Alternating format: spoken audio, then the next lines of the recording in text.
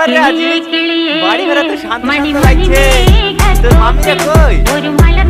আমি বাড়িতে দেখছি আব্বা। হ্যাঁ? তুই এত তাড়াতাড়ি বাড়ি চলে গেলে যে? আসলে এত সুন্দর বাড়ি আমার নাম করে না। যাক, ওর বাড়ি না। সে তোর আব্বাকে দে।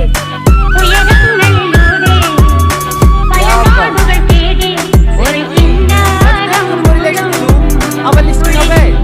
এটা আমাদের লিস্ট না আব্বা।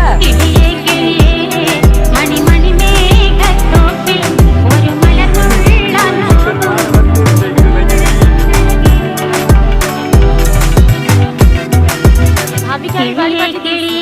তার কারণ একটাই, আগামী শুক্রবারে দিদিকে আমার বাড়ির বউ করে নিয়ে আসবো। তোমার আত্মীয় স্বজন যাকে যাকে নিমন্ত্রণ করার বলে দিও।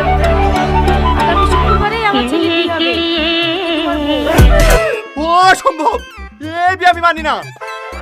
এই আজিজ, তোর মাকে বলি দে, যাই হয়ে যাক ঘরে ঘরে আমি বিয়ে দেবো না।